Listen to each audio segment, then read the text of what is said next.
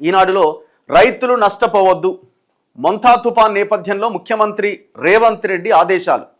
ముఖ్యమంత్రి సూచనతో కలెక్టర్లతో మంత్రులు ఉత్తమ్, తుమ్మల వీడియో కాన్ఫరెన్స్. 5 జిల్లాలకు ఆరెంజ్ హెచ్చరికలు వాతావరణ శాఖ చెప్తున్నది. పలు రైళ్లు, విమాన సర్వీసులు రద్దు. అండ్ దాంతోపాటుగా వరి కోతలు కూడా వాయిదా వేసుకోవాలి అని చెప్తున్నారు. ముఖ్యమంత్రి సూచన మేరకు మంత్రులు ఉత్తమ్, తుమ్మల సోమవారం సాయంత్రం జిల్లా కలెక్టర్లతో వీడియో కాన్ఫరెన్స్ నిర్వహించారట. ధాన్యం కొనుగోలు కేంద్రాలు నిరంతరం పర్యవేక్షించాలి, ఎలాంటి ఇబ్బందులు లేకుండా చూడాలని ఆదేశించారు. మొంతా తుఫాన్ నేపథ్యంలో ధాన్యం తడవకుండా టార్పాలిన్లు సరఫరా చేయాలి. కొనుగోళ్లు పూర్తయిన వెంటనే రవాణా వసతి కల్పించి మిల్లులకు తరలించాలి. వర్షాల నేపథ్యంలో సూర్యాపేట, ఖమ్మం, కొత్తగూడెం, భూపాలపల్లి, ఆదిలాబాద్, ములుగు జిల్లాల్లో వరి కోతలు వాయిదా వేయాలి. మంత్రులు, అధికారులు ఇచ్చిన సమాచారంతో ఒక సమీక్ష చేసి చెప్తున్నారు అన్నట్టు. మార్కెట్లలో మొక్కజొన్న, CCI కొనుగోలు కేంద్రాల్లో పత్తి నష్టపోకుండా చర్యలు తీసుకోవాలి. ఎందుకంటే ఈ కొనుగోళ్ళన్నీ స్టార్ట్ అయినాయి, కాకపోతే కొంత నత్తనడకనే సాగుతున్నాయి. ప్రతి సంవత్సరం దశాబ్దాల కాలం నుంచి ఈ బాధ రైతులకు ఉండనే ఉన్నది. పంట పండించడం ఒక బాధ అయితే, పంటని కొనుగోలు కేంద్రాలకు తీసుకొచ్చి అమ్ముకోవడం ఒక బాధ. అంతకాలం బాగా పండించిన ఈసారి ఏ తెగులు లేదు, ఏ వర్షం లేదు, మొత్తానికైతే తట్టుకొని పంట దక్కింది అని అనుకునే లోపే ఈ కొనుగోలు కేంద్రాల్లో కొనుగోలు చేయడం లేట్ అవ్వడంతో వర్షాలకి, వరదలకి మొత్తం అంతా పంట నాశనం అవుతుంది. మొన్న వచ్చిన వడగండ్ల కారణంగా కూడా ఈ నల్గొండ జిల్లా పరిధిలో, యాదాద్రి భువనగిరి పరిధిలో దాదాపు రైతులు చాలా తీవ్రంగా నష్టపోయారు. మార్కెట్ యార్డ్లో ఉన్న ధాన్యం అంతా కొట్టుకుపోయింది వరదకి. సో అక్కడ కావాల్సిందేంది, చేయాల్సిందేంది ప్రభుత్వం? తక్షణమే మార్కెట్కి వచ్చిన ధాన్యాన్ని కొనుగోలు చేయాలి యుద్ధ ప్రాతిపదికన. రెండోది, కొంత ఆలస్యం జరిగితే ఒకవేళ వర్షాలు పడితే ఎట్లా అని ఆ ధాన్యాన్ని రక్షించడానికి, కాపాడుకోవడానికి టార్పాలిన్ కవర్లు, రైతులకి ఎప్పటికప్పుడు సూచనలు ఇవన్నీ ఇస్తూ ఉండాలి. ఇక్కడ లోపం జరుగుతున్నది, గ్యాప్ ఉన్నది ఇక్కడ. ఇది ప్రతి సంవత్సరం ఈ బాధ రైతులను వెంటాడుతూనే ఉన్నది, నష్టం జరుగుతూనే ఉన్నది. వచ్చే 45 రోజుల వరకు ధాన్యం కొనుగోలులో అధికార యంత్రాంగం సమన్వయంతో పనిచేయాలి. రాష్ట్రంలో ఈ సీజన్లో 8,342 ధాన్యం కొనుగోలు కేంద్రాలు ఏర్పాటుకు గాను 4,428 కేంద్రాలు ప్రారంభించాం. అంటే కేవలం ఇప్పటి వరకు సగం కేంద్రాలే ప్రారంభమైనాయి. అధికారులు చెప్తున్న అఫీషియల్ లెక్క. ఇప్పటి వరకు 22,433 మంది రైతుల దగ్గర నుంచి 431 కోట్ల విలువైన 1,80,452 టన్నుల ధాన్యాన్ని కొనుగోలు చేశాం. ఈ కొనుగోళ్లకు త్వరితగతిన చెల్లింపులు జరపాలి. జిల్లా కలెక్టర్లు, అదనపు కలెక్టర్లు, పౌర సరఫరాల శాఖాధికారులు ప్రతిరోజు కేంద్రాలు సందర్శించి అక్కడ పరిస్థితులు ఎప్పటికప్పుడు పరిశీలించాలి. కొనుగోలు సమయంలో అవినీతి చోటు చేసుకుంటే ఉపేక్షించేది లేదని ఉత్తమ్, తుమ్మల హెచ్చరించారు. ప్రభుత్వ ప్రధాన కార్యదర్శి రామకృష్ణారావు, వ్యవసాయ శాఖ కార్యదర్శి సుకేంద్ర మోహన్ ఈ సమీక్షలో పాల్గొన్నారట. వరి కోతలు వాయిదా వేసుకోండి అని అంటున్నారు కొద్ది రోజుల వరకు. ఎందుకంటే ఈ పంట ధాన్యం చేతికి వచ్చిన తర్వాత తీసుకుపోయి ఎక్కడ పెట్టాలా, ఇదొక పెద్ద సమస్యగా మారింది కాబట్టి, ఈ వర్షాలు, వరదలు ఉన్నాయి కాబట్టి. సో చాలా జాగ్రత్తగా ఉండాలి. ఈ రివ్యూలు, ఈ కథ, ఈ వ్యవహారం అంతా ఎప్పుడు ఉండేదే. ఈ రివ్యూలు చేయడము, మంత్రులు, అధికారులు చాలా గొప్పగా చెప్పడము, అది మనం వినడము, పేపర్లో రావడము, చదవడము, ఇదంతా ప్రతి సంవత్సరం జరిగేది. జరగందేంది? ఆచరణలో లోపాలు ఉన్నాయి, ఆచరించట్లేదు సరిగా. చెప్పిన పనిని చేయడానికి కొంత అటు ఇటుగా వ్యవహారం నడుస్తున్నది. అదే కదా ఇప్పుడు సమస్య. ఇప్పుడు మీరు వెంటనే డబ్బులు వేయాలని అంటున్నారు. సన్న వడ్లకి బోనస్ ఇస్తామని 500 రూపాయలు బోనస్ ఇస్తాం క్వింటాల్కి అని అన్నారు. మరి ఆ బోనస్ పైసలు ఇంతవరకు పడలే చాలామందికి. మరి దాని సంగతి ఏంది? ఇప్పుడు 8,342 కొనుగోలు కేంద్రాలకు మీరు ఓపెన్ చేసింది 4,428 కేంద్రాలే. సగానికి సగం కేంద్రాలు ఇంకా ఓపెన్ కాలే. ఇప్పటి వరకు సేకరించింది కేవలం 1,80,452 టన్నులు మాత్రమే, టన్నులు మాత్రమే. మీరు రాష్ట్రంలో పండించిన పంట ఎంత? దాదాపు 70-80 లక్షల టన్నుల ధాన్యం పంట పండింది. మరి అదంతా ఎప్పుడు కొనాలా? సరే, కొంతమంది ప్రైవేట్ వ్యక్తులకు అమ్ముతారు కావచ్చేమో. మార్కెట్కి వచ్చేదైతే అందులో మార్కెట్కి వచ్చే ధాన్యము దాంట్లో ఒక 5% కూడా ఇంతవరకు కొనుగోలు చేయలే. ఏమైందో చూడాలి. ఇక అధికారులు కూడా చాలా మన వాతావరణ శాఖ కూడా హెచ్చరికలు జారీ చేస్తున్నది.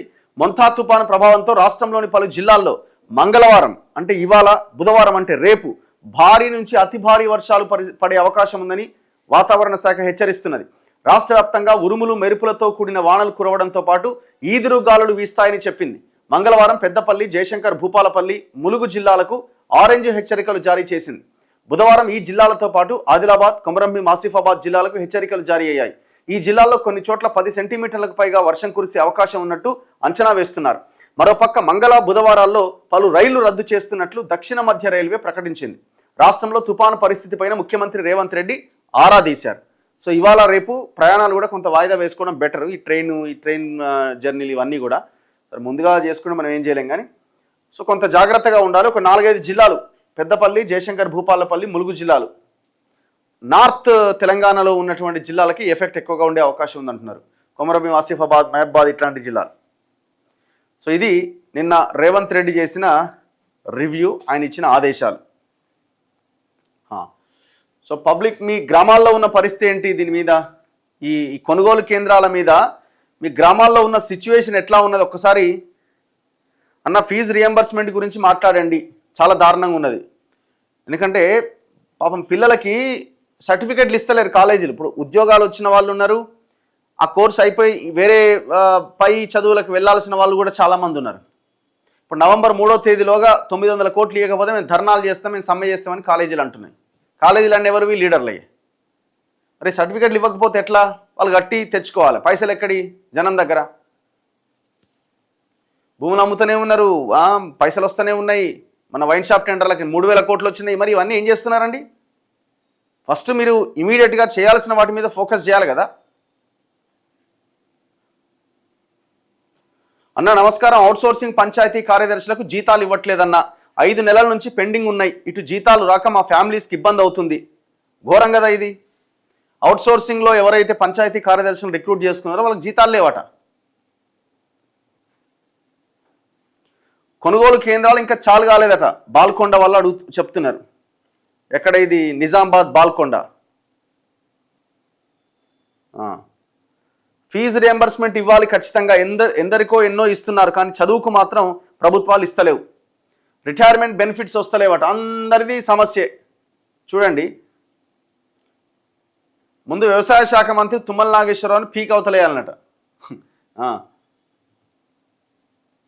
జాబ్ నోటిఫికేషన్ అసెంబ్లీలో పెట్టి మాట తప్పారు. అసెంబ్లీ మీద రెస్పెక్ట్ లేదు అంటే ఎలా? అవ్వదు, కొంటలేరు.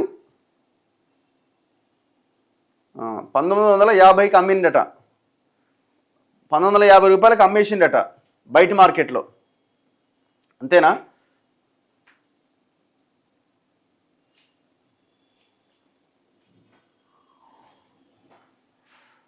వర్షాలు నిన్న నైట్ నుంచి కురుస్తున్నాయి. రైతుల పరిస్థితి అయోమయం.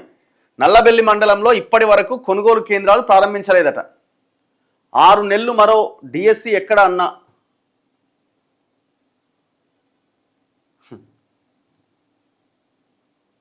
గోపాలమిత్రులకు 7 నెలలుగా జీతాలు లేవట. గోపాలమిత్రులు వీళ్ళు వెటర్నరీకి సంబంధించిన వాళ్ళు కదా వీళ్ళు.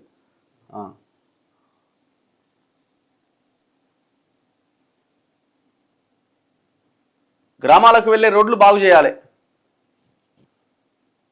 చలో. అసైన్ ల్యాండ్స్ పూర్తి హక్కులు కల్పించాలి. ఇక అది ఆనే పెండింగ్ ఉన్నది. భూభారతిలో లైసెన్స్ సర్వేయర్లకు ఇచ్చే ఫీజులు పెట్రోల్ ఖర్చులకు కూడా సరిపోవట.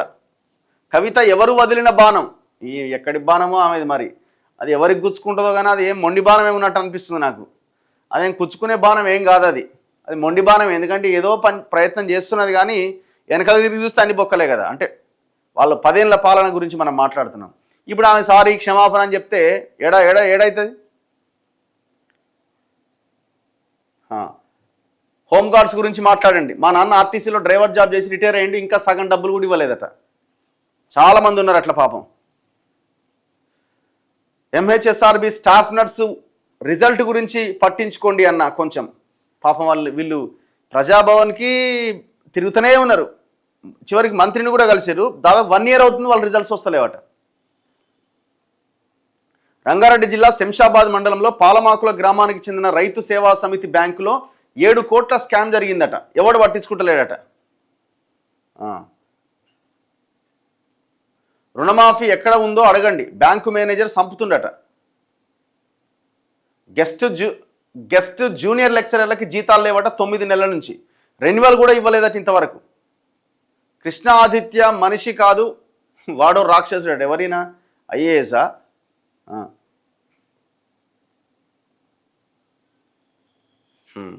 డిగ్రీ కాలేజ్ గెస్ట్ లెక్చరర్లకు నో శాలరీ లాస్ట్ 4 months అట. ఎక్కడిది ఇది? మొత్తం జీతాలే దిక్కులేవు కదా. ఇంత ఘోరంగా ఉంది పరిస్థితి. గోపాల మిత్రులకు జీతాలు లేవు, అవుట్ సోర్సింగ్ పంచాయతీ కార్యదర్శులకు జీతాలు లేవు, ఇంకెవరికి జీతాలు లేవు, డిగ్రీ లెక్చరర్స్కి జీతాలు లేవు, జూనియర్ లెక్చరర్స్కి జీతాలు లేవు.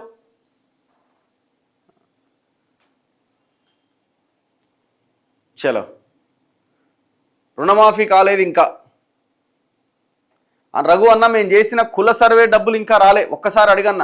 సర్వే అయిపోయి సంవత్సరం పైన అవుతుంది. వీళ్ళు ఈ సర్వే చేసిరు కదా, కులగణన సర్వే, అందులో ఎంప్లాయీస్ పాల్గొన్నారు కదా, వాళ్ళకి జీతాలు ఇవ్వాలి కదా, వాళ్ళకి ఇంకా జీతాలు ఇవ్వలేదట. చలో చలో. మిషన్ భగీరథ ల్యాబ్ ఉద్యోగులకు గత 7 నెలలుగా జీతాలు లేవట. ఎస్సీ స్టూడెంట్స్కి స్కాలర్షిప్ డబ్బులు అకౌంట్లో వేస్తుంది గవర్నమెంట్. కొంతమంది స్టూడెంట్స్ ఆ డబ్బులు కాలేజీకి కడుతున్నారు, కొంతమంది పిల్లలు సొంతానికి వాడుకుంటున్నారు. నిన్న జీతాలు పడ్డాయట. ఎవరికి? అసెంబ్లీలో తప్పుడు సమాచారం ఇస్తే వాళ్ళు మంత్రివర్గం నుంచి రాజీనామా చేయాలి. అసెంబ్లీ రూల్స్ ప్రకారం కాంగ్రెస్ జాబ్ నోటిఫికేషన్ మోసం చేసిందట, అవిశ్వాస తీర్మానం పెట్టాలన్నట. జూబ్లీహిల్స్లో నవీన్ యాదవ్ గెలుస్తున్నాడు. భూపాలపల్లి జిల్లాలో వర్షం స్టార్ట్ అయిందట.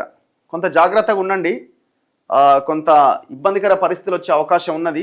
అతి భారీ వర్షాలు ముఖ్యంగా ఈ నార్త్ తెలంగాణ ప్రాంతాలు, మహబాద్, భూపాలపల్లి, ములుగు, ఈ ప్రాంతాలు చాలా జాగ్రత్తగా ఉండాలి. భారీ వర్షాలు పడే అవకాశం ఉందట. చలో.